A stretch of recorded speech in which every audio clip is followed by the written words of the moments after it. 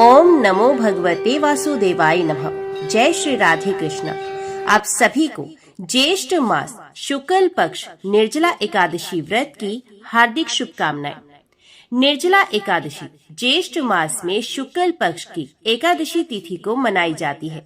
ऐसी मान्यताएं हैं कि इस दिन निर्जला उपवास का पुण्य साल के 24 एकादशी के बराबर होता है। इस व्रत में पानी पीना वर्जित होता है, इसलिए इसे निर्जला एकादशी कहते हैं। निर्जला एकादशी का व्रत करने से धर्म, अर्थ, काम और मोक्ष की प्राप्ति होती है। तो आज के इस वीडियो में आप सुनेंगे निर्जला एकादशी व्रत की पौराणिक कथा। पौराणिक कथा के अनुसार युधिष्ठिर ने भगवान श्री कृष्ण से कहा, ज्येष्ठ के शुक्ल पक्ष में जो एकादशी होती है उसका वर्णन कीजिए। तो भगवान श्री कृष्ण बोले, हे राजन, इसका वर्णन परम धर्मात्मा सत्यवती नंदन व्यास जी करेंगे, क्योंकि ये संपूर्ण शास्त्रों के तत्वज्ञ और वेद वेदांगों के पारंगत विद्वान हैं। तब वेद व्यास जी कहने लगे, दोनों ही पक्षों की एकादशियों को भोजन ना करें। द्वादशी को स्नान आदि से पवित्र हो फूलों से भगवान केशव की पूजा करके नित्य क्रम समाप्त होने के पश्चात पहले ब्राह्मणों को भोजन देकर अंत में स्वयं भोजन करें। राजन, जनना शोच और मरना शोच में भी एकादशी को भोजन नहीं करना चाहिए। ये सुनकर भीमसेन बोले, परम बुद्धिमान पितामह, मेरी उत्तम बात सुनिए। राजा युधिष्ठिर, माता कुंती, द्रौपदी, अर्जुन, नकुल और सहदेव ये एकादशी को कभी भोजन नहीं करते तथा मुझसे भी हमेशा यही कहते हैं कि भीमसेन, तुम भी एकादशी को ना खाया करो। किंतु मैं इन लोगों से यही कह दिया करता हूँ कि मुझसे भूख सही नहीं जाएगी। भीमसेन की बात सुनकर व्यास जी ने कहा, यदि तुम्हें स्वर्गलोक की प्राप्ति अभीष्ट है और नर्क को दूषित समझते हो तो दोनों पक्षों की एकादशी को भोजन ना करो। तो भीमसेन बोले, महाबुद्धिमान पितामह, मैं आपके सामने सच्ची बात कहता हूँ। एक बार भोजन करके भी मुझसे व्रत नहीं किया जा सकता, फिर उपवास करके तो मैं रह ही कह सकता हूँ। मेरे उदर में व्रक नामक अग्नि सदा प्रज्वलित रहती है, अतः जब मैं बहुत अधिक खाता हूँ तभी ये शांत होती है। इसलिए महामुने, मैं वर्ष भर में केवल एक ही उपवास कर सकता हूँ, जिससे स्वर्ग की प्राप्ति सुलभ हो तथा जिसके करने से मैं कल्याण का भागी हो सकूं। ऐसा कोई एक व्रत निश्चय करके बताइए, मैं उसका यथोचित रूप से पालन करूंगा। व्यास जी ने कहा, भीम, ज्येष्ठ मास में सूर्य वृष राशि पर हो या मिथुन राशि पर शुक्ल पक्ष में जो एकादशी हो उसका यत्न पूर्वक निर्जल व्रत करो। केवल कुल्ला या आचमन करने के लिए मुख में जल डाल सकते हो, उसको छोड़कर और किसी प्रकार का जल विद्वान पुरुष मुख में ना डाले, अन्यथा व्रत भंग हो जाता है। एकादशी को सूर्य उदय से लेकर दूसरे दिन के सूर्य उदय तक मनुष्य जल का त्याग करे तो ये व्रत पूर्ण होता है। तदंतर द्वादशी को निर्मल प्रभात काल में स्नान करके ब्राह्मणों को विधि पूर्वक जल और स्वर्ण का दान करें। इस प्रकार सब कार्य पूरा करके जितेंद्रिय पुरुष ब्राह्मणों के साथ भोजन करें। वर्ष भर में जितनी एकादशियां होती हैं उन सबका फल निर्जला एकादशी के सेवन से मनुष्य प्राप्त कर सकता है, इसमें तनिक भी संदेह नहीं है। शंख, चक्र और गदा धारण करने वाले भगवान केशव ने मुझसे कहा था कि यदि मानव सबको छोड़कर एकमात्र मेरी शरण में आ जाए और एकादशी को निराहार रहे तो वे सब पापों से छूट जाता है। एकादशी व्रत करने वाले पुरुष के पास विशालकाय, विकराल आकृति और काले रंग वाले दंडपाशधारी भयंकर यमदूत नहीं जाते। अंत काल में पीताम्बरधारी, सौम्य स्वभाव वाले, हाथ में सुदर्शन धारण करने वाले और मन के समान वेगशाली विष्णु दूत आकर इस वैष्णव पुरुष को भगवान विष्णु के धाम में ले जाते हैं। अतः निर्जला एकादशी को पूर्ण यत्न करके उपवास करना चाहिए। तुम भी सब पापों की शांति के लिए यत्न के साथ उपवास और श्री हरि का पूजन करो। स्त्री हो या पुरुष, यदि उसने मेरु पर्वत के बराबर भी महान पाप किया हो तो वे सब एकादशी के प्रभाव से भस्म हो जाता है। जो मनुष्य उस दिन जल के नियम का पालन करता है वे पुण्य का भागी होता है। उसे एक एक पहर में कोटि कोटि स्वर्ण मुद्रा दान करने का फल प्राप्त होता है। ऐसा सुना गया है, मनुष्य निर्जला एकादशी के दिन स्नान, दान, जप, होम आदि जो कुछ भी करता है वे सब अक्षय होता है। ये भगवान श्री कृष्ण का कथन है। निर्जला एकादशी को विधि पूर्वक उत्तम रीति से उपवास करके मानव वैष्णव पद को प्राप्त करता है। जो मनुष्य एकादशी के दिन अन्न खाता है वे पाप भोजन करता है, इस लोक में वे चांडाल के समान है और मरने पर दुर्गति को प्राप्त होता है। जो ज्येष्ठ के शुक्ल पक्ष में एकादशी को उपवास करके दान देंगे वे परम पद को प्राप्त होंगे। जिन्होंने एकादशी को उपवास किया है वे ब्रह्म हत्यारे, शराबी, चोर तथा गुरुद्रोही होने पर भी सपातकों से मुक्त हो जाते हैं। कुंती नंदन, निर्जला एकादशी के दिन श्रद्धालु स्त्री पुरुषों के लिए जो विशेष दान और कर्तव्य विहित हैं उसे सुनो। उस दिन जल में शयन करने वाले भगवान विष्णु का पूजन और जलमयी धेनु का दान करना चाहिए अथवा प्रत्यक्ष धेनु या घृतमयी धेनु का दान उचित है। पर्याप्त दक्षिणा और भांति भांति के मिष्टानों द्वारा यत्न पूर्वक ब्राह्मणों को संतुष्ट करना चाहिए। ऐसा करने से ब्राह्मण अवश्य संतुष्ट होते हैं और उनके संतुष्ट होने पर श्री हरि मोक्ष प्रदान करते हैं। जिन्होंने शम, दम और दान में परवर्त हो श्री हरि की पूजा और रात्रि में जागरण करते हुए इस निर्जला एकादशी का व्रत किया है, उन्होंने अपने साथ ही बीती हुई 100 पीढ़ियों को और आने वाली 100 पीढ़ियों को भगवान वासुदेव के परम धाम में पहुंचा दिया है। निर्जला एकादशी के दिन अन्न, वस्त्र, गो जल, शैया, सुंदर आसन, कमंडलू तथा छाता दान करने चाहिए। जो श्रेष्ठ एवं सुपात्र ब्राह्मण को जूता दान करता है वे सोने के विमान पर बैठकर स्वर्गलोक में प्रतिष्ठित होता है।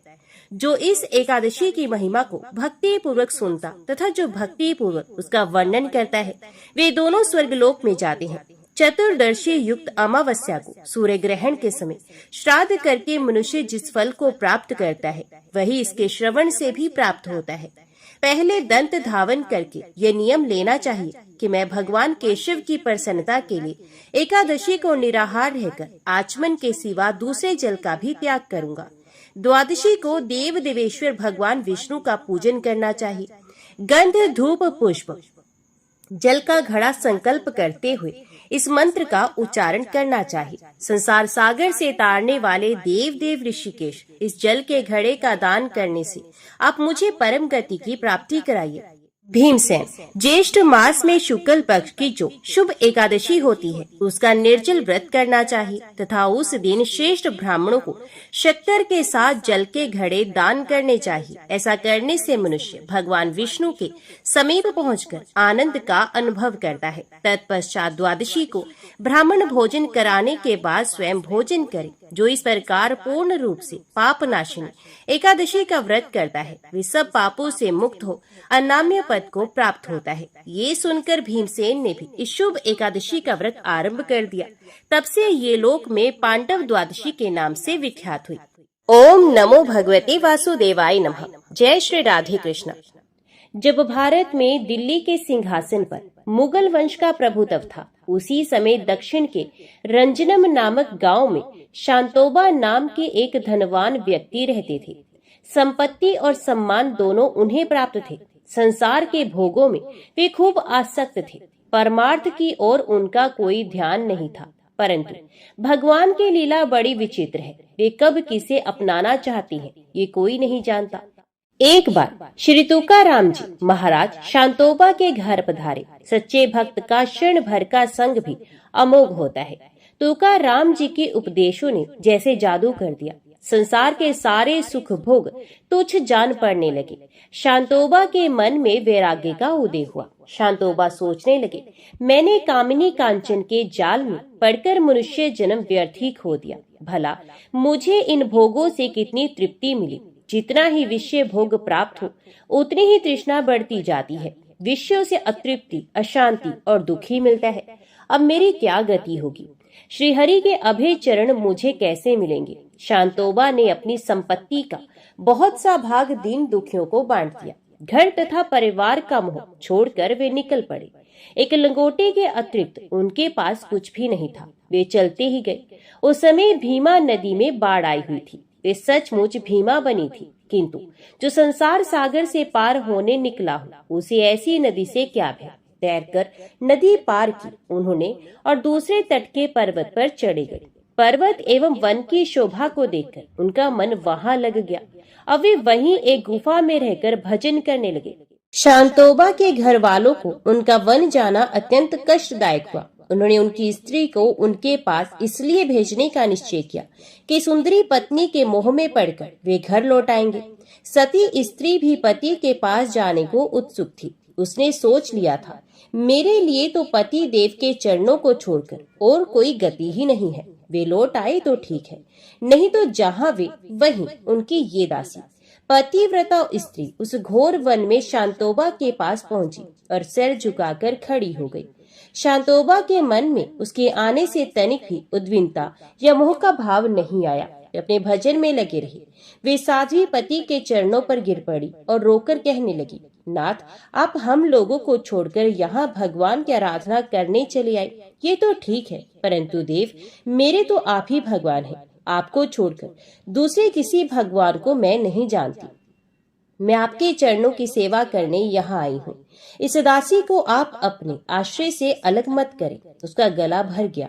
ये कहते कहते शांतोबा में विकार का नाम भी नहीं था, परंतु स्त्री के प्रति पति का कुछ कर्तव्य होता है। नारी केवल काम वासना की तृप्ति का साधन नहीं होती है, विपुरुष की अर्धांगिनी है। कर्तव्य समझकर शांतोबा ने कहा, मेरी तरह रहना हो तो मैं तुम्हें अपने पास रहने से रोकूंगा नहीं। यह रहना हो तो बहुमूल्य वस्त्र और आभूषण उतारकर सादे कपड़े पहनकर रह सकती हो, नहीं तो जैसी तुम्हारी इच्छा हो करो। मुझे अपने मार्ग से जाने दो, तुम अपने मार्ग से जाओ। पति के मार्ग को छोड़कर पतिव्रता के लिए भला दूसरा अपना मार्ग कैसा। उस देवी ने वस्त्र तथा आभूषण उतारकर फेंक दिए। एक सादा कपड़ा पहनकर वे तपस्विनी बन गई। पति की सेवा में वे सब प्रकार उद्यत रहने लगे। अब पति पत्नी दोनों वन में भजन करने लगे। एक दिन शांतोबा ने पत्नी के संयम, धैर्य तथा त्याग की परीक्षा लेने का निश्चय किया। उन्होंने स्त्री से कहा, रोटी खाए बहुत दिन हो गए, तुम गांव जाकर कुछ टुकड़े मांग लाओ। देखो, रोटी के टुकड़ों को छोड़कर और कुछ भी मत लाना किसी से भी। जो स्त्री धनी पिता माता के घर स्नेह से पली, धनी ससुर की पुत्र वधू बनी, अंतपुर से जो कभी बाहर नहीं निकली, वे आज एक मैली फटी साड़ी पहने भीख मांगने जा रही है। पति की आज्ञा से भिक्षुकी बनी इस तपस्विनी की शोभा ही धन्य है। गांव में पहुंचकर वे भीख मांगने लगी घर घर। उसी गांव में उसकी ननद की ससुराल था। अपनी भाभी को भिखारन के भेष में देखकर उसके दुख का पार नहीं रहा। उसने पूछा, हे भाभी, क्या मेरे माँ बाप दादा की सारी संपत्ति नष्ट हो गई? ननद को उस पतिव्रता ने पति के वैराग्य की बात बताकर कहा, तुम्हारे भाई को मैं भूखा छोड़ आई हूँ, मुझे रोको मत। एक टुकड़ा रोटी दे सको तो दे दो, नहीं तो मैं दूसरे घर जाती हूँ। ननद ने पैर पकड़कर उसे ठहराया। हलवा पूरी का थाल भरकर उसे दे दिया। ननद किसी प्रकार मानती नहीं थी। उसे विवाद में समय बीता जा रहा था। अंत में विवश होकर वे थाल स्वीकार करना पड़ा। उसे लेकर वे बड़ी शीघ्रता से चल रही थी। पतिदेव भूखे हैं, इस बात को सोचकर वे कभी दौड़ती, कभी धीरे धीरे चलती। पर्वत के बीहड़ पथ में उसे अनेक बार ठोकरें लगी। किसी प्रकार वे पति के पास पहुंची और उनके सामने थाल रखकर खड़ी हो गई। शांतोबा ने थाल देखकर कहा, मैंने ऐसा भोजन लाने को तो तुमसे कहा ही नहीं था, इसे लौटाओ। इस देवी ने डरते डरते गांव की सारी बातें सुना दी। बहन के आग्रह की बात सुनकर भी शांतोबा ने हलवा पूरी खाना अस्वीकार कर दिया। पतिव्रता स्त्री का शरीर पर्वत पर चढ़ने उतरने का इतना श्रम करके बिल्कुल थक गया था। उसका श्वास बढ़ गया था। पैर की अंगुलियां ठोकर लगने से फट गई थी। इतने पर भी पति की आज्ञा से हलवा पूरी का थाल लौटाकर रोटी मांगने वे बिना दो क्षण सुस्ताए तुरंत गांव की ओर चल पड़ी। गांव में जाकर बड़ी मधुर वाणी से ननद को समझाकर उसने थाल लौटा दिया। जल्दी जल्दी कुछ घरों से रोटी के टुकड़े मांगे, क्योंकि एक ही घर से रोटियां लाने को पतिदेव ने मना किया था। अब वे शीघ्रता पूर्व वन की ओर चली। सायंकाल हो गया था। कुछ दूर जाते ही आकाश घटाओं से ढक गया। मूसलधार वर्षा होने लगी। आज जो रोटियां उस पतिव्रता के हाथ में हैं, वे उसके प्राणों से भी प्रिय हैं। उनसे उसके देवता की भूख दूर होगी। अपनी फटी साड़ी वे रोटियों पर लपेटती चली गई, उन्हें भीगने से बचाने के लिए। वर्षा में भीगकर उसका शरीर थरथर कांपने लगा। वर्षा के कारण भीमा नदी में बाढ़ आ गई। बड़ी हुई भीमा की तरंगों में भला कोई नौका पार हो सकती है।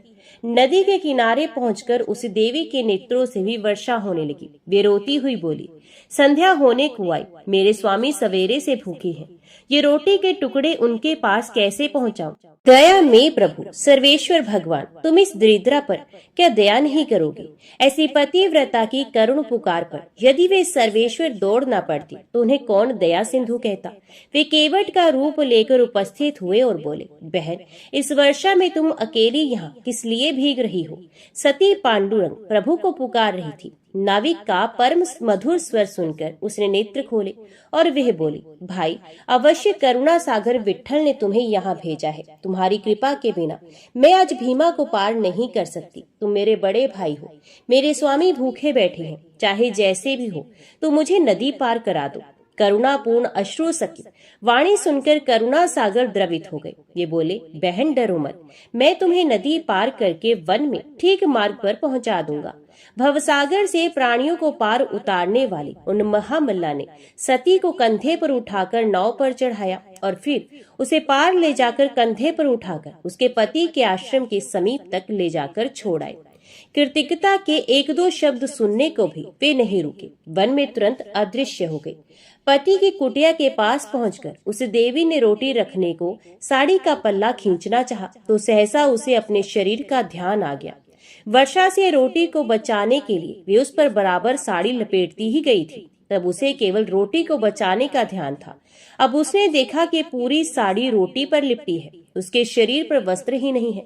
उसे बड़ा क्षोभ हुआ। पता नहीं केवट ने क्या सोचा होगा। बड़ी लज्जा आई उसे।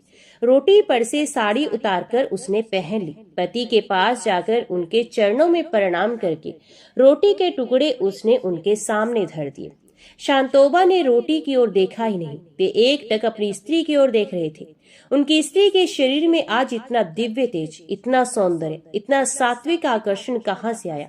कुछ देर में तनिक सावधान होकर उन्होंने पूछा, साध्वी, तुम इतने विकट समय में यहाँ तक कैसे आ सकी? पत्नी ने गांव जाकर थाल लौटाने, टुकड़े मांगने, मार्ग में वर्षा और भीमा की बाढ़ का वर्णन करके बताया कि वे कितनी व्याकुल हो गई थी, कैसे उसने प्रार्थना की और कैसे केवट ने आकर उसे पार कर दिया। वे कहने लगी, वे केवट बड़ा दयालु था, उसने मुझे बहन कहा, मुझे कुटिया के पास तक छोड़ गया, मैं उसे धन्यवाद तक नहीं दे सकी और वे लौट गया। उसके स्वर में तो जैसे अमृत ही भरा था। शांतोबा के नेत्रों से आंसू चलने लगे, उनका कंठ भर आया। पत्नी से वे बोले, तुम भाग्यवती हो, भीमा की बाढ़ में तुम्हें पार उतारना किसी साधारण केवट का काम नहीं था। देवी, उन भव समुद्र से तारने वाले केवट के दर्शन के लिए ही सब कुछ छोड़कर मैं यहाँ बैठा हूँ। अब इन रोटियों को पशु पक्षियों को दे दो। प्रभु मेरे द्वार के पास तक आकर लौट गए, मैं ऐसा अभागा हूँ। उनके दर्शन किए बिना मैं अब जल भी ग्रहण नहीं करूंगा। इतने परिश्रम से लाए हुए रोटी के टुकड़े पतिव्रता ने पशु पक्षियों को दे दिए। जब पति देव ही जल ग्रहण नहीं करेंगे तब वे कैसे अन्न जल ले सकती है? दंपति के अनशन करते कई दिन बीत गए। गांव में एक हरि भक्त वैश्य रहते थे। भगवान ने उन्हें स्वप्न में शांतोबा के लिए भोजन ले जाने की आज्ञा दी। अनेक प्रकार के पकवान लेकर वे वन में पहुंचे और भगवान की आज्ञा सुनाई। शांतोबा ने कहा, भाई, तुम कोई भी हो और तुमको किसी ने भी भेजा हो, पर मैं तो उस भेजने वाले को देखे बिना भोजन नहीं करता। वैश्य ने बहुत अनुनय विनय की, पर शांतोबा अपनी टेक पर अड़े रहे। हारकर वैश्य भोजन वहीं छोड़कर घर चले गए। वैश्य के चले जाने पर भोजन के पदार्थों की ओर देखकर शांतोबा ने कहा, प्रभु, इन पदार्थों का महत्व ही क्या है? अभी भोजन किया और संध्या तक इनका मल बन जाएगा। मैं आपको छोड़कर इन्हें कैसे ले लूं? दया में आप मुझ पर दया क्यों नहीं करते? मुझे दर्शन दो नाथ, एक बार अपनी बांकी झांकी तो दिखाओ। भक्त की मनोवेदना भगवान सह नहीं सके, वे प्रकट हो गए। शांतोबा के नेत्र धन्य हो गए। वे प्रभु के चरणों में गिर पड़े। भगवान देर तक शांतोबा के सम्मुख खड़े रहे। उन्हें आशीर्वाद देकर प्रभु अंतर ध्यान हो गए। अब शांतोबा का जीवन दूसरा ही हो गया। हृदय में आनंद का समुद्र उमड़ आया। अब वे पति पत्नी निरंतर भगवान के चिंतन में तल्लीन रहने लगे। वे कभी कभी भिक्षा के लिए गांव में भी जाते थे। हजारों नर नारी उनके उपदेश से कृतार्थ होने लगे। दक्षिण के भक्त प्रत्येक एकादशी को पंढरपुर पहुंचते हैं। आषाढ़ की देवशयनी एकादशी को वहां लाखों भक्तों का मेला होता है। एक बार शांतोबा महाराज जी अपनी पत्नी और ब्राह्मणों के साथ गाजे बाजे के साथ नाम संकीर्तन करते हुए पंढरीनाथ के दर्शन करने को चले। उस समय नरसिंहपुर तथा पंढरपुर के बीच में पड़ने वाली नदी में बाढ़ आई थी। नदी पर कोई नौका नहीं थी। नदी की भीषण मूर्ति देखकर तैरने का साहस अच्छे केवट भी नहीं कर सकते थे। उस दिन दशमी की रात्रि थी। एकादशी को पंढरपुर अवश्य पहुंचना था। साथ के सब लोग किनारे ठिठक गए। ये देख शांतोबा बोले, तुम लोग इस नदी को देखकर डर क्यों गए? जिन प्रभु का नाम भव समुद्र से पार करने वाला है, वे श्री हरि क्या कहीं चले गए हैं? भगवान के नाम की घोषणा करते हुए मेरे पीछे चले आओ। शांतोबा इस प्रकार चलते गए जैसे सूखी भूमि पर जा रहे हो। उनके पीछे उनकी पत्नी चलती गई। उस साध्वी ने नदी के जल की ओर नेत्र उठाकर देखा ही नहीं। ये पति के चरणों को देखती बढ़ती गई। सहसा नदी के बीच में सूखा मार्ग हो गया। सब लोग शांतोबा के पीछे पीछे उस मार्ग से नदी पार हो गए। पंढरपुर जाकर सबने पुंडलिक भक्त का पूजन करने के अनंतर श्री पांडुरंग की पूजा की। शांतोबा तो श्री विठ्ठल के दर्शन करके तन मन की सुधि भूल गए। अपने हृदय में उन्होंने भगवान का दर्शन किया और सुना कि प्रभु कह रहे हैं, शांतोबा अब तुम मेरे पास ही रहो। अपने प्यारे भक्तों के पास रहकर ही मैं सुखी होता हूँ। भगवान की आज्ञा से शांतोबा पत्नी के साथ फिर जीवन भर पंढरपुर में ही रहे। उनका जीवन भगवत प्रेम के दिव्य उन्माद में ही बीता। तो सब प्रेम से बोलो, भक्त और उनके भगवान की जय। कृष्ण नगर के पास एक गांव में एक ब्राह्मण रहते थे। वे पुरोहिती का काम करते थे। एक दिन यजमान के यहाँ पूजा कराकर घर लौटते समय उन्होंने रास्ते में देखा एक मालिन एक और बैठी साग बेच रही है। भीड़ लगी है। कोई साग तुलवा रहा है तो कोई मोल कर रहा है। पंडित जी रोज उसी रास्ते जाते और साग वाली को वहीं देखते। एक दिन किसी जान पहचान के आदमी को साग खरीदते देखकर वे भी वहीं खड़े हो गए। उन्होंने देखा साग वाली के पास एक पत्थर का बाट है। उसी से वे 5 सेर वाले को 5 सेर और 1 सेर वाले को 1 सेर साग तोल रही है। एक ही बाट सब तोलों में समान काम देता है। पंडित जी को बड़ा आश्चर्य हुआ। उन्होंने साग वाली से पूछा, तुम इस एक ही पत्थर के बाट से कैसे सबको तोल देती हो? क्या सबका वजन ठीक उतरता है? पंडित जी के परिचित व्यक्ति ने कहा, हाँ पंडित जी, ये बड़े आश्चर्य की बात है। हम लोगों ने कई बार इससे लिए हुए साग को दूसरी जगह तोलकर आजमाया, पूरा वजन उतरा। पंडित जी ने कुछ रुककर साग वाली से कहा, बेटी ये पत्थर मुझे दोगी? तो साग वाली बोली, नहीं बाबा जी, तुम्हें नहीं दूंगी। मैंने बड़ी कठिनता से इसको पाया है। मेरे शेर बटखरे खो जाते तो घर जाने पर माँ और बड़े भाई मुझे मारते। 3 वर्ष की बात है, मेरे बटखरे खो गए। मैं घर गई तो बड़े भाई ने मुझे मारा। मैं रोती रोती घाट पर आकर बैठ गई और मन ही मन भगवान को पुकारने लगी। इतने में ही मेरे पैर के पास ये पत्थर लगा। मैंने इसको उठाकर ठाकुर जी से कहा, महाराज मैं तोलना नहीं जानती, आप ऐसी कृपा करें जिससे इसी से सारे तोल हो जाए। बस तब से मैं इसे रखती हूँ। अब मुझे अलग अलग बटखरों की जरूरत नहीं होती। इसी से सब काम निकल जाता है। बताओ तुम्हें कैसे दे दूं? पंडित जी बोले, मैं तुम्हें बहुत से रुपए दूंगा। साग वाली ने कहा, कितने रुपए दोगे तुम? मुझे वृंदावन का खर्च दे दोगे? सब लोग वृंदावन गए हैं, मैं ही नहीं जा सकी। ब्राह्मण ने पूछा, कितने रुपए में तुम्हारा काम होगा? साग वाली ने कहा, पूरे 300 रुपए चाहिए। ब्राह्मण बोले, अच्छा बेटी ये तो बताओ तुम इस शीला को रखती कहाँ हो? साग वाली ने कहा, इसी टोकरी में रखती हूँ बाबा जी, और कहाँ रखूंगी? ब्राह्मण घर लौट आए और चुपचाप बैठ गए। ब्राह्मणी ने पति से पूछा, यो उदास क्यों बैठे हैं? देर जो हो गई है। ब्राह्मण ने कहा, आज मेरा मन खराब हो रहा है, मुझे 300 रुपए की जरूरत है।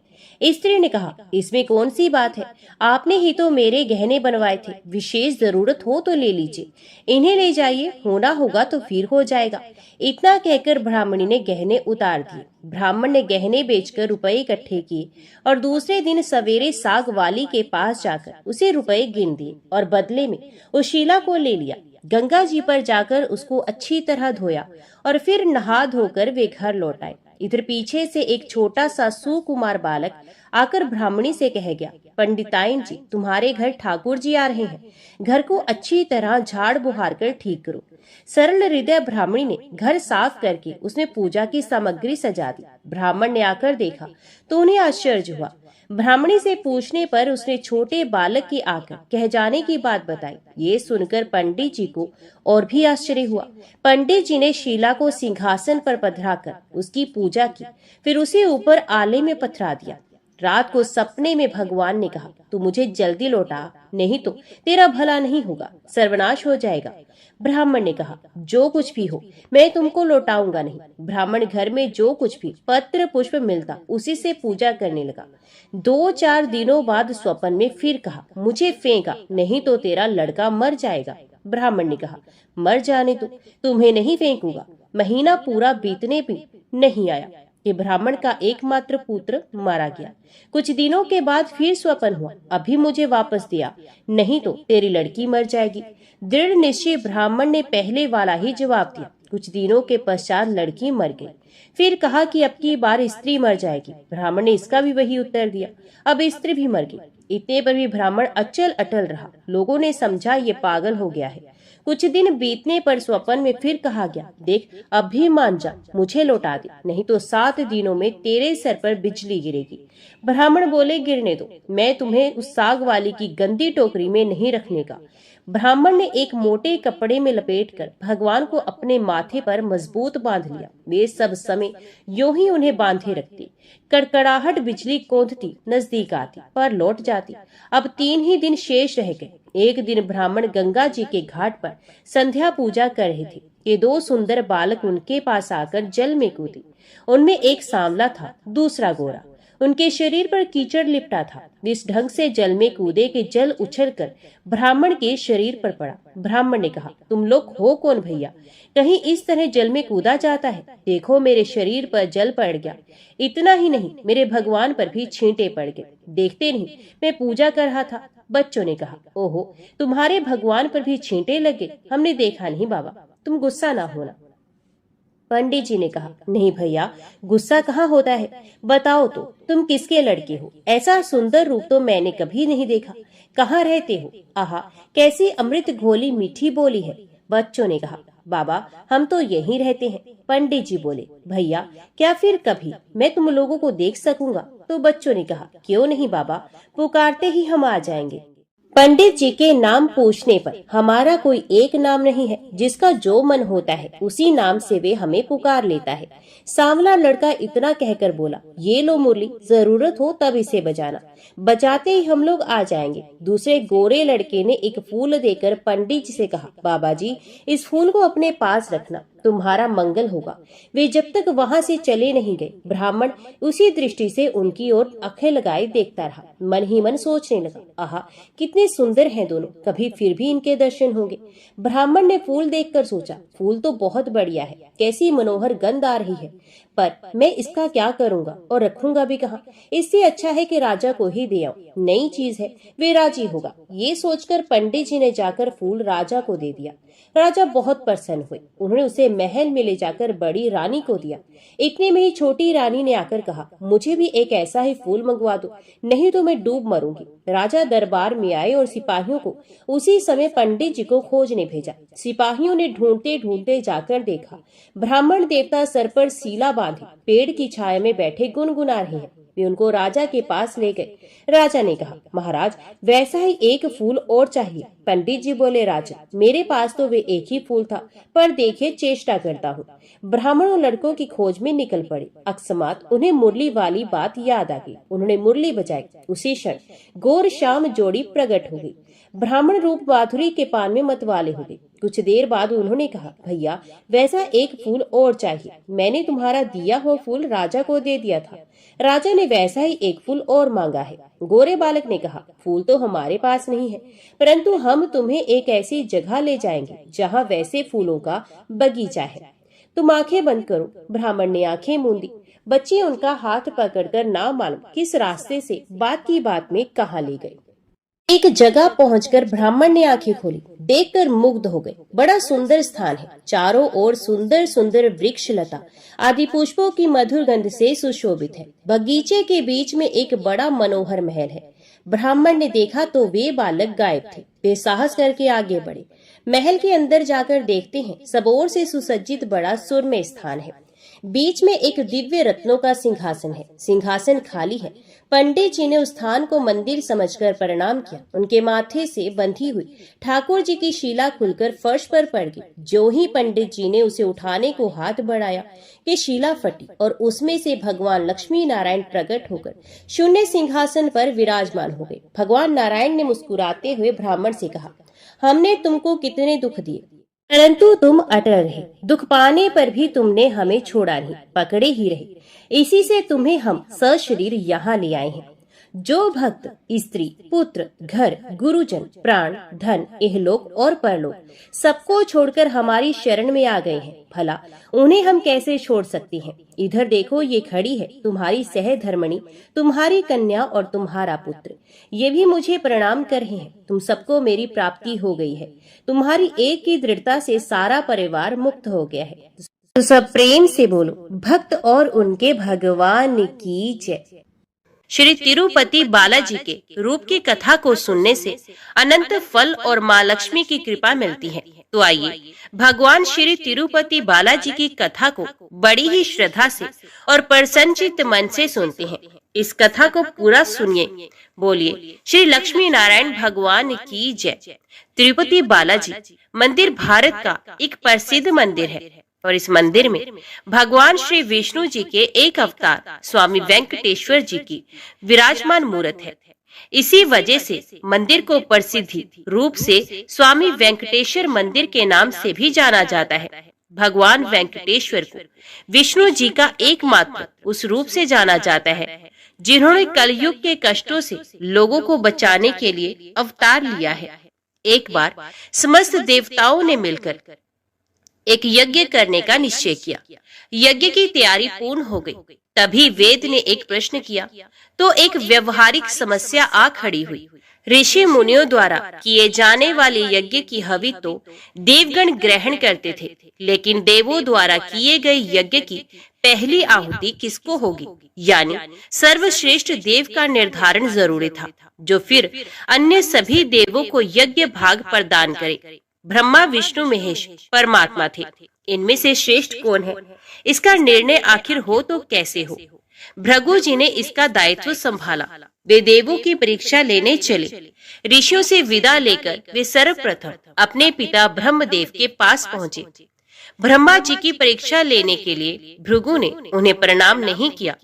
इससे ब्रह्मा जी अत्यंत कुपित हुए और उन्हें शिष्टता सिखाने का प्रयत्न किया। भृगु को गर्व था कि वे तो परीक्षित हैं, परीक्षा लेने आए हैं। पिता पुत्र का आज क्या रिश्ता। भृगु ने ब्रह्मदेव से अशिष्ट कर दी। ब्रह्मा जी का क्रोध और बढ़ गया और अपने कमंडल लेकर पुत्र को मारने भागे। भृगु मुनि किसी तरह वहां से जान बचाकर भाग चले आए। इसके बाद वे भगवान शिव के लोक कैलाश गए। भृगु ने फिर से दृष्टता की, बिना कोई सूचना का शिष्टाचार दिखाए या शिवगणों से आज्ञा लिए सीधे वे वहां पहुंच गए जहां शिव जी माता पार्वती के साथ विश्राम कर रहे थे। आए तो आए, साथ ही अशिष्ट का आचरण भी किया। शिव जी शांत रहे, पर भृगु न समझे। शिव जी को क्रोध आया तो उन्होंने अपना त्रिशूल उठाया। भृगु वहां से भी भागे। अंत में भगवान विष्णु के पास क्षीर सागर पहुंचे। श्री हरिकेश श्रेयस पर लेटे निद्रा में थे और देवी लक्ष्मी उनके चरण दबा रही थी। महर्षि भृगु 2 स्थानों से अपमानित करके भगाए गए थे। उनका मन बहुत दुखी था।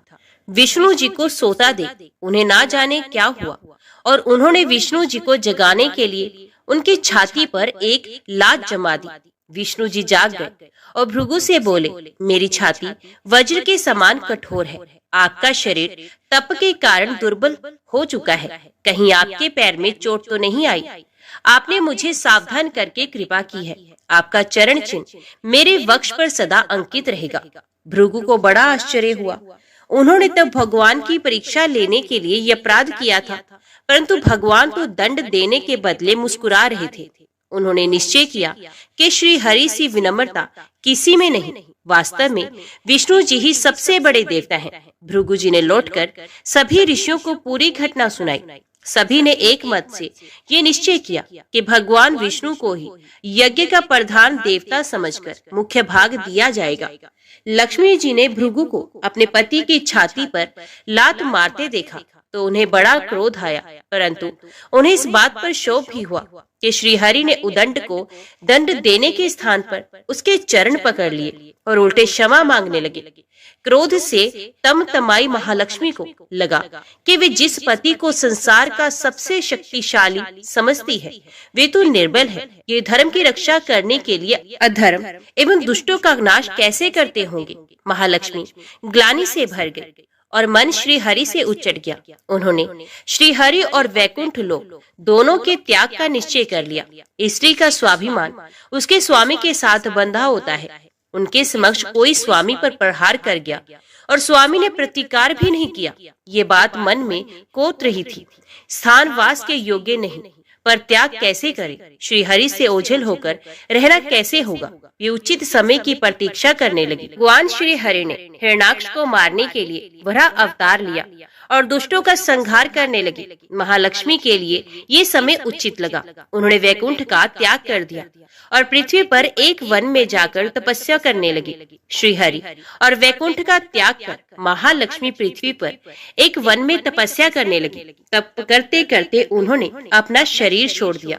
विष्णु जी वराह अवतार का अपना कार्य पूर्ण कर वैकुंठ धाम लौटे तो महालक्ष्मी नहीं मिली।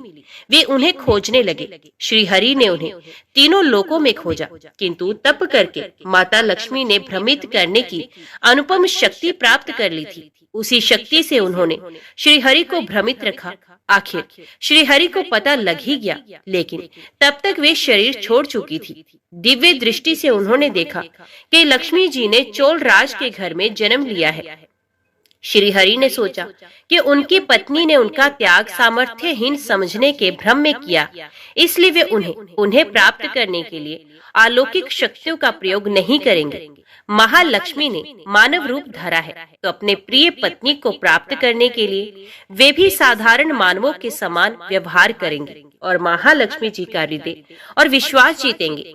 भगवान ने श्रीनिवास का रूप धरा और पृथ्वी लोक पर चोल नरेश के राज में निवास करते हुए महालक्ष्मी से मिलन के लिए उचित अवसर की प्रतीक्षा करने लगे। राजा आकाश राज निसंतान थे। उन्होंने सुखदेव जी की आज्ञा से संतान प्राप्ति का यज्ञ किया। यज्ञ के बाद यज्ञशाला में राजा को हल जोतने को कहा गया। राजा ने हल जोता तो हल का फल किसी वस्तु से टकराया। राजा ने उस स्थान को खोदा तो एक पेटी के अंदर सहस्त्र दल कमल पर एक कन्या विराज रही थी। वे साक्षात महालक्ष्मी थी। राजा के मन की मुराद पूरी हो गई, क्योंकि कन्या कमल के फूल में पीली थी, इसलिए उनका नाम रखा गया पद्मावती। पद्मावती नाम के अनुरूप ही रूपवती और गुणवती भी थी। साक्षात लक्ष्मी जी का अवतार पद्मावती विवाह के योग्य हुई। एक दिन वे बाग में फूल चुन रही थी। उस वन में बालाजी यानी के श्रीनिवास जी आखेट के लिए आए थे। उन्होंने देखा कि एक हाथी एक युवती के पीछे पड़ा है और डरा रहा है। राजकुमारी से सेवक भाग खड़े हुए। श्रीनिवास जी ने तीर चलाकर हाथी को रोका और पद्मावती की रक्षा की। श्रीनिवास और पद्मावती ने एक दूसरे को देखा और एक दूसरे पर मोहित हो गए। दोनों के मन में परस्पर अनुराग पैदा हुआ, लेकिन दोनों बिना कुछ कहे अपने अपने घर लौट गए। श्रीनिवास जी घर तो लौट आए, लेकिन मन पद्मावती में ही बस गया। ये पद्मावती का पता लगाने के लिए उपाय सोचने लगे। उन्होंने ज्योतिषी का रूप धरा और भविष्य बांचने के बहाने पद्मावती को ढूंढने निकले। धीरे धीरे ज्योतिष श्रीनिवास की ख्याति पूरे चोल राज में फैल गई। पद्मावती के मन में भी श्रीनिवास के लिए प्रेम उमड़ पड़ा। वे उनसे मिलने को व्याकुल थी, किंतु कोई पता ठिकाना न होने के कारण उनका मन चिंतित था। इस चिंता और प्रेम विरह में उन्होंने भोजन श्रृंगार आदि का त्याग कर दिया। इसके कारण उनका शरीर कृशकाय होता चला गया। राजा से पुत्री की ये दशा देखी नहीं जा रही थी। वे चिंतित थे। ज्योतिषी की प्रसिद्धि की सूचना राजा को भी मिली। राजा ने ज्योतिषी श्रीनिवास को बुलाया और सारी बात बताकर अपनी कन्या की दशा का कारण बताने को कहा। श्रीनिवास राजकुमारी का हाल समझने पहुंचे तो पद्मावती को देखकर प्रसन्न हो गए। उनका उपक्रम सफल हो गया था। उन्होंने पद्मावती का हाथ अपने हाथ में लिया और कुछ देर तक पढ़ने का स्वांग करने के बाद वो बोले, महाराज, आपकी पुत्री प्रेम के विरह में जल रही है। आप इनका शीघ्र विवाह कर दें तो स्वस्थ हो जाएंगे। पद्मावती ने अब श्रीनिवास की ओर देखा। देखते ही पहचान गई। उनके मुख पर प्रसन्नता के भाव आए और वे हंसी। काफी दिनों बाद पुत्री को प्रसन्न देख राजा को लगा कि ज्योतिषी का अनुमान बिल्कुल सही है। राजा ने श्रीनिवास जी से पूछा, हे ज्योतिषी महाराज, यदि आपको ये पता है कि मेरी पुत्री प्रेम के विरह में पीड़ित है, तो आपको ये भी सोचना होगी कि मेरी पुत्री को किससे प्रेम है। उसका विवाह करने को मैं तैयार हूँ। आप उसका परिचय दें। श्रीनिवास जी ने कहा, आपकी पुत्री एक दिन वन में फूल चुनने गई थी। एक हाथी ने उन पर हमला किया तो आपके सैनिक और दासियां भाग खड़ी हुई। राजकुमारी के प्राण एक धनुर्धर ने बचाए थे। राजा ने कहा, हाँ, मेरे सैनिकों ने बताया था कि एक दिन ऐसी घटना हुई थी। एक वीर पुरुष ने उसके प्राण बचाए थे, लेकिन मेरी पुत्री के प्रेम से उस घटना का क्या तात्पर्य। श्रीनिवास जी ने कहा, आपकी पुत्री को अपनी जान बचाने वाले उसी युवक से प्रेम है। राजा के पूछने पर श्रीनिवास ने कहा, वे कोई साधारण युवक नहीं है, बल्कि शंख चक्रधारी स्वयं भगवान विष्णु है। इस समय वैकुंठ को छोड़कर मानव रूप में श्रीनिवास के नाम से पृथ्वी पर वास कर रहे हैं। आप अपनी पुत्री का विवाह उनसे करें। मैं इसकी सारी व्यवस्था करा दूंगा। ये बात सुनकर राजा प्रसन्न हो गए। उन्होंने सोचा कि स्वयं भगवान विष्णु उनके जमाई बनेंगे। श्रीनिवास और पद्मावती जी का विवाह तय हो गया। श्रीनिवास रूप में श्री हरि ने सुखदेव के माध्यम से समस्त देवी देवताओं को अपने विवाह की सूचना भिजवा दी। सुखदेव की सूचना से सभी देवी देवता अत्यंत प्रसन्न हुए। देवी देवता श्रीनिवास जी से मिलने और बधाई देने पृथ्वी पर पहुंचे, परंतु श्रीनिवास जी को खुशी के बीच एक चिंता भी होने लगी। देवताओं ने पूछा, भगवान, संसार की चिंता हरने वाले आप इस उत्सव के मौके पर इतने चिंतित क्यों हैं? तब श्रीनिवास जी ने कहा, चिंता की बात है धन का अभाव। महालक्ष्मी ने मुझे त्याग दिया है, इस कारण धनहीन हो चुका हूँ। स्वयं महालक्ष्मी ने तब से शरीर त्याग मानव रूप लिया और पिछली समृद्धियों को गुप्त कर लिया है। इसी कारण उन्हें ये सूचना नहीं कि वे महालक्ष्मी का ही स्वरूप हैं। वे तो स्वयं को राजकुमारी पद्मावती ही मानती हैं। मैंने निर्णय किया है कि जब तक उनका प्रेम पुनः प्राप्त नहीं करता, अपनी माया का उन्हें आभास नहीं कराऊंगा। इस कारण मैं एक साधारण मनुष्यों का जीवन व्यतीत कर रहा हूँ। राजा की पुत्री से शादी करने और घर बसाने के लिए धन, वैभव और ऐश्वर्य की जरूरत है। वह मैं कहाँ से लाऊं? स्वयं नारायण को धन की कमी सताने लगी। मानव रूप में आए प्रभु को भी विवाह के लिए धन की आवश्यकता हुई। यही तो ईश्वर की लीला है। जिस रूप में रहते हैं उस योनि के जीवों के सभी कष्ट सहते हैं। श्री हरि विवाह के लिए धन का प्रबंध कैसे हो, इस बात से चिंतित हैं। देवताओं ने जब ये सुना तो उन्हें आश्चर्य हुआ। देवताओं ने कहा, कुबेर आवश्यकता के बराबर धन की व्यवस्था कर देंगे। देवताओं ने कुबेर का आवाहन किया तो कुबेर जी प्रकट हुए। कुबेर ने कहा, ये तो मेरे लिए प्रसन्नता की बात है कि आपके लिए मैं कुछ कर सकूं। प्रभु, आपके लिए धन का तत्काल प्रबंध करता हूँ। कुबेर का कोष आपकी कृपा से ही रक्षित है। तब श्री हरि जी ने कुबेर से कहा, यक्षराज, आपको भगवान भोलेनाथ ने जगत और देवताओं के धन की रक्षा का दायित्व सौंपा है। उसमें से धन मैं अपनी आवश्यकता के हिसाब से ही लूंगा, लेकिन मेरी एक शर्त है। सुनकर ये सभी देवता आश्चर्य में पड़ गए। श्री हरि ने कहा, ब्रह्मा जी और शिव जी साक्षी रहेंगे। कुबेर से धन ऋण के रूप में ले लूंगा, जिसे भविष्य में ब्याज सहित चुका भी दूंगा। श्री हरि की बात से कुबेर सहमत हो गए। सभी देवता विस्मय में एक दूसरे को देखने लगे। कुबेर बोले, भगवान, मुझसे कोई अपराध हुआ तो उसके लिए क्षमा करें, पर ऐसी बात ना कहें। आपकी कृपा से विहीन होकर मेरा सारा कोष नष्ट हो जाएगा। हरि ने कुबेर को निश्चिंत करते हुए कहा, आपसे कोई अपराध नहीं हुआ है। मैं मानव की कठिनाई का अनुभव करना चाहता हूँ। मानव रूप में उन कठिनाइयों का सामना करूंगा जो मानव को आती हैं। धन की कमी और ऋण का बोझ सबसे बड़ा है।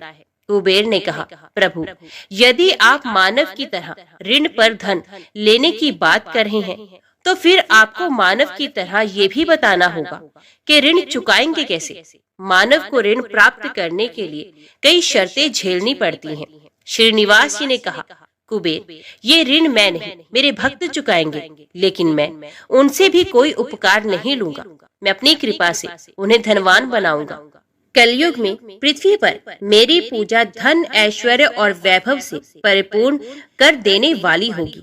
मेरे भक्त मुझसे धन, वैभव और ऐश्वर्य की मांग करने आएंगे। मेरी कृपा से उन्हें वो प्राप्त होगा। बदले में भक्तों से मैं दान प्राप्त करूंगा, जो चढ़ावे के रूप में होगा। मैं इस तरह आपका ऋण चुकाता रहूंगा। कुबेर जी ने कहा, भगवान, कलयुग में मानव जाति धन के विषय में बहुत विश्वास के योग नहीं रहेगी। उन पर आवश्यकता से अधिक विश्वास करना क्या उचित होगा? तब श्रीनिवास जी बोले, शरीर त्यागने के बाद तिरुपति के तिरुमला पर्वत पर बालाजी के नाम से लोग मेरी पूजा करेंगे। मेरे भक्तों की अटूट श्रद्धा होगी। वे मेरे आशीर्वाद से प्राप्त धन में मेरा हिस्सा रखेंगे। इस रिश्ते में ना कोई दाता है, ना कोई याचक है। कुबेर, कलयुग के आखिर तक भगवान बालाजी धन, ऐश्वर्य और वैभव के देवता बने रहेंगे। मैं अपने भक्तों को धन से परिपूर्ण करूंगा, तो मेरे भक्त दान से न केवल मेरे प्रति अपना ऋण उतारेंगे, बल्कि मेरा ऋण उतारने में भी मदद करेंगे। इस तरह कलयुग की समाप्ति के बाद मैं आपका मूल धन लौटा दूंगा। कुबेर जी ने श्री हरि द्वारा भक्त और भगवान के बीच एक ऐसे रिश्ते की बात सुनकर उन्हें प्रणाम किया और धन का प्रबंध कर दिया। भगवान श्रीनिवास जी और कुबेर जी के बीच हुए समझौते के साक्षी स्वयं ब्रह्मा और भगवान शिव थे।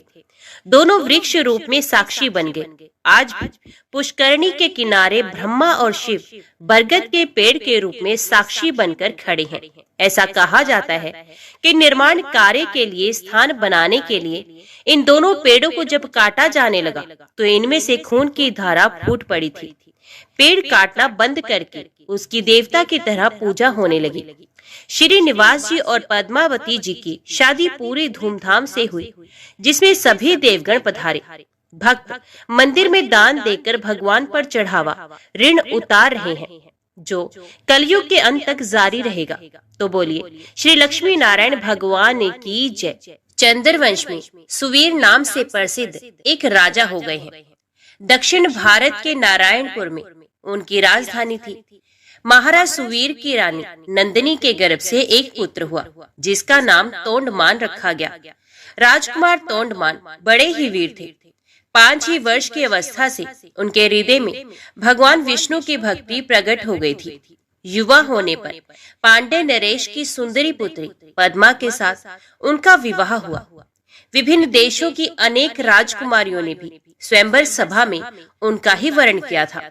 उन्हें देवराज इंद्र की भांति रिद्धि सिद्धि एवं सुखभोग की सामग्री सुलभ थी, तो भी वे उनमें आसक्त न होकर सदा भगवान के चिंतन में ही संलग्न रहते थे।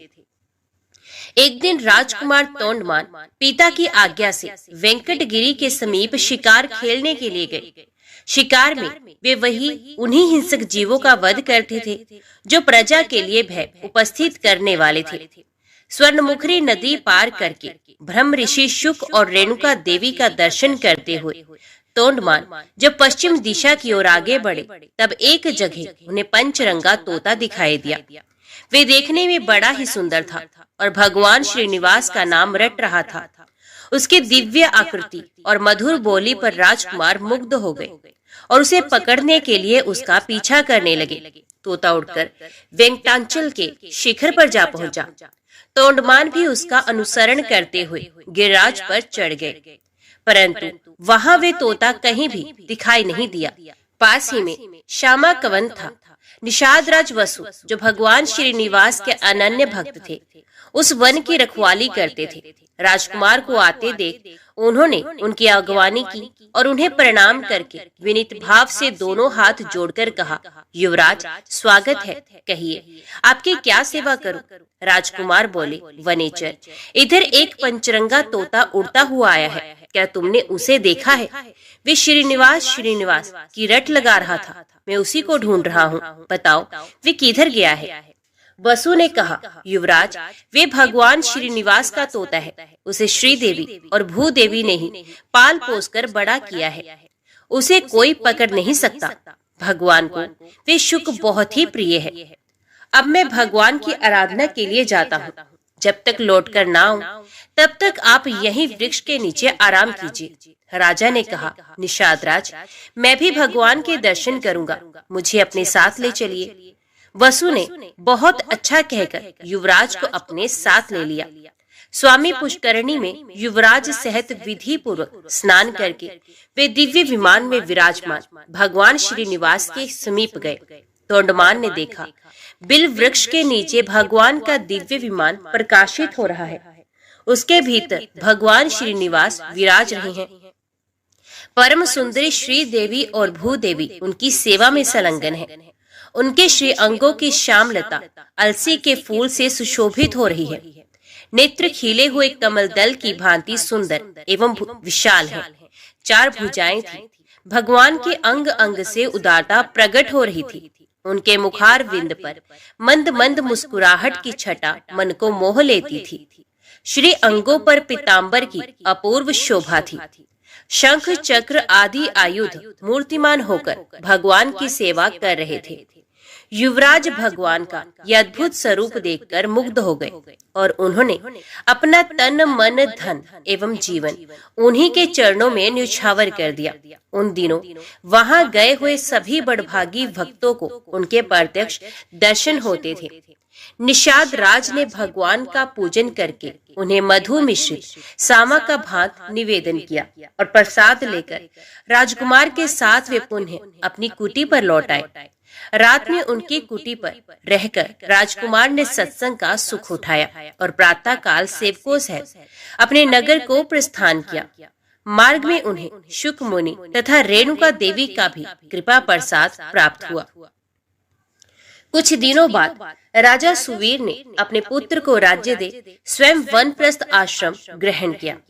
महाराज तोंडमान धर्म पूर्वक प्रजा का पालन करते हुए भगवान की आराधना में तत्पर रहने लगे।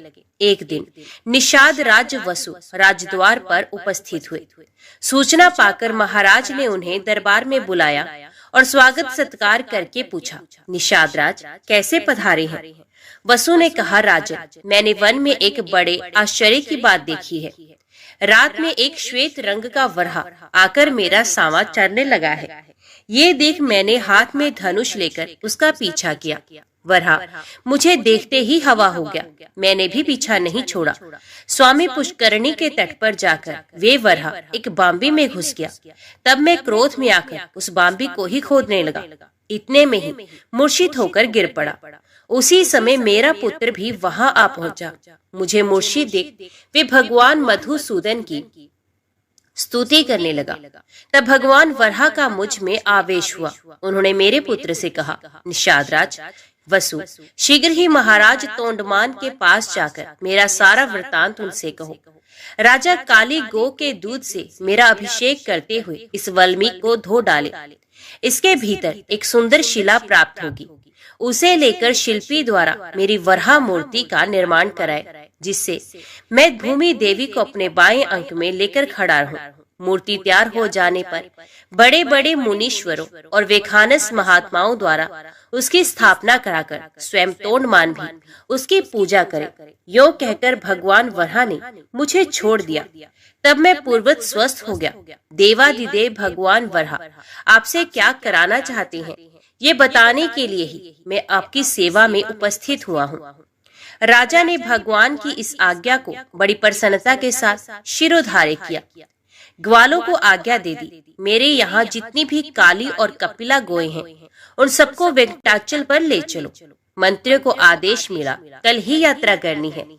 इसकी समुचित व्यवस्था की जाए। तदंतर तोंडमान अंतपुर में गए और सभी रानियों से वराह भगवान का वे आदेश सुनाकर रात में वहीं सो गए। सपने में भगवान श्रीनिवास ने उन्हें बिल का मार्ग दिखलाया और राजद्वार से लेकर बिल के समीप तक पल्लव बिछवा दिए। सवेरे उठने पर राजा ने अपना स्वप्न लोगों पर प्रकट किया और द्वार पर बिछे हुए पल्लव वहां प्रत्यक्ष दिखाई दिए। महाराज ने शुभ मुहूर्त में यात्रा की और बिल के समीप पहुंचकर वहां एक सुंदर नगर बसाया। भगवान के आदेश के अनुसार उन्होंने मूर्ति निर्माण, प्रतिष्ठा और पूजन का कार्य बड़ी धूमधाम से संपन्न किया। वे प्रतिदिन बिल के मार्ग से आकर भगवान को प्रणाम करते और लौट जाते थे। एक दिन राजा के यहाँ एक ब्राह्मण देवता अपनी पत्नी के साथ पधारे और इस प्रकार बोले, महाराज, मैं वशिष्ठ कुल में उत्पन्न सामवेदी ब्राह्मण हूँ। मेरा नाम वीर शर्मा है। हम दोनों दंपत्ति घर से तीर्थ यात्रा के लिए निकले हैं, परंतु गर्भवती होने के कारण मेरी पत्नी से चला नहीं जाता। अतः आप इसे अंतपुर में रखकर तब तक इसकी रक्षा करें जब तक मैं तीर्थ यात्रा से वापस लौट न आऊं। राजा ने तथास्तु कहकर उसकी रक्षा का भार ले लिया। ब्राह्मण देवता निश्चिंत होकर चले गए। महाराज ने सेवकों को आज्ञा देकर ब्राह्मणी के लिए अंतपुर में एक एकांत गृह की व्यवस्था करवा दी और एक बार 6 महीने के लिए अन्न दिलवा दिया। ब्राह्मणी पतिव्रता और लज्जावती थी। वे किसी भी परपुरुष से बात नहीं करती थी। 6 महीने तक वे उस अन्न से निर्वाह करती रही। दैवश राजा को ब्राह्मणी की याद ना रही। 6 महीने के बाद अन्न का अभाव हो गया तो ब्राह्मणी ने स्वयं मुंह खोलकर मांगा नहीं। बेचारी भूख की पीड़ा सहती हुई ही मर गई। ब्राह्मण देवता तीर्थ यात्रा पूरी करके पूरे 2 वर्ष बाद वापस लौटे। तब तक ब्राह्मणी के एकांत निवास में कोई नहीं गया था। ब्राह्मण ने महाराज के दरबार में उपस्थित हो गंगा जल से भरी हुई एक शीशी भेंट की और अपनी पत्नी का कुशल समाचार पूछा। महाराज को अब याद आई। वे शंकित होकर अंतपुर में गए। ब्राह्मणी की मृत्यु हो चुकी है ये जानकर वे चुपचाप बिल के मार्ग से भगवान श्रीनिवास के समीप वेंकटाचल पर चले गए और भगवान से सब समाचार कह सुनाया।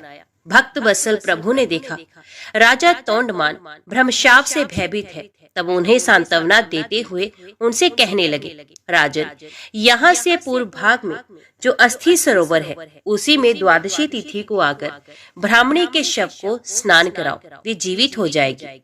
भगवान श्रीनिवास का ये वचन सुनकर राजा अपने नगर में आए। फिर अपनी रानियों तथा ब्राह्मणियों के शव को भी अलग अलग डोलियों में बिठाकर भगवान का दर्शन करने के ब्यास से चले। अस्थि सरोवर में पहुंचकर उन्होंने रानियों को स्नान करने की आज्ञा दी। रानियों ने स्वयं स्नान करते समय ब्राह्मणी के शव को भी उस सरोवर के जल में डाल दिया। भगवान की कृपा से वे जी उठी। उसके सभी अंग पूर्वत हो गए। तत्पश्चात ब्राह्मणी रानियों के साथ सरोवर से बाहर आई और तीर्थ यात्रा से लौटे हुए अपने पूज्य पति से प्रसन्नता पूर्वक मिली। राजा ने बहुत धन देकर ब्राह्मण दंपत्ति को आदर पूर्वक विदा किया। ब्राह्मण ने अपनी स्त्री का समाचार और भगवान वेंकटेश्वर का अद्भुत प्रभाव सुना। वे राजा को आशीर्वाद देकर प्रसन्नता पूर्वक अपने देश को लौट गए। एक दिन महाराज ने एक भगवत भक्त कुम्हार दंपत्ति के परम धाम आगमन की अद्भुत घटना अपनी आंखों से देखी। फिर तो उनका मन इस संसार के सुख भोग से सर्वथा विरक्त हो गया। उन्होंने अपने पुत्र श्रीनिवास को राज्य देकर स्वयं वेंकटाचल पर बड़ी भारी तपस्या की। भगवान ने प्रत्यक्ष दर्शन दिया और कहा, राजन, वर मांगो। राजा ने भगवान के नित्य धाम में रहकर उनकी सेवा का सौभाग्य मांगा। भगवान ने एवं वस्तु कहकर भक्त को अनुग्रहित किया। राजा ने प्रभु के चरणों में साष्टांग प्रणाम करके इस नश्वर देह को त्याग दिया और विष्णु सारूप्य प्राप्त करके दिव्य विमान पर जा बैठे। उस समय देवता और गंधर्व आकाश से फूलों की वृष्टि करते हुए उनके सौभाग्य की भूरी भूरी प्रशंसा करने लगे। इस प्रकार राजा तोंडमान ने अपनी अनन्य भक्ति के प्रभाव से भक्त वत्सल श्री हरि का जरा मृत्यु रहित पुनरावृत्ति शून्य वैकुंठ धाम प्राप्त किया। तो बोलो लक्ष्मी नारायण भगवान ने की जय। जय श्री राधे कृष्ण। ओम नमो भगवते वासुदेवाय नमः।